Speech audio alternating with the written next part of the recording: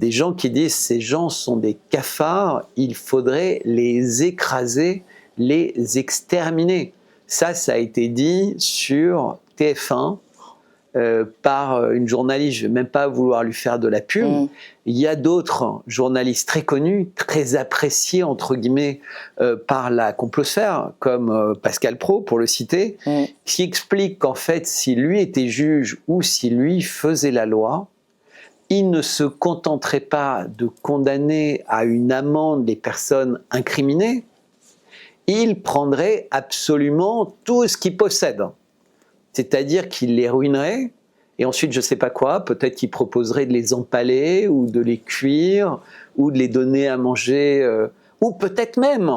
qu'il proposerait de nous envoyer à Gaza pour que d'autres nous exterminent, parce qu'on sait tous que cette chaîne n'a pas montré beaucoup d'empathie pour le sort des Gazaouis, au contraire. Mais cette chaîne, qui n'a aucune empathie pour des mères enceintes, pour des enfants, pour des vieillards qui sont tués quotidiennement et qui recommencent à être tués, d'un seul coup a une empathie pour une femme de président qui n'apporte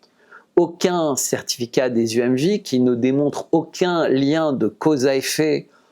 par rapport au témoignage de sa fille sur laquelle je pense qu'on reviendra, et un témoignage sympathique d'un médecin, mais comme l'ont répété les avocats, qui ne serait recevable nulle part, mais comme il a été remis le dimanche soir à 19h50, évidemment,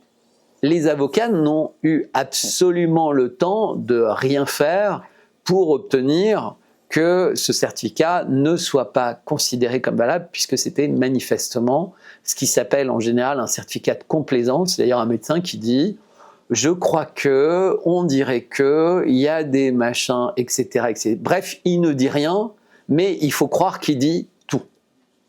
Et donc c'est complètement incroyable, mais c'est surtout ce lynchage.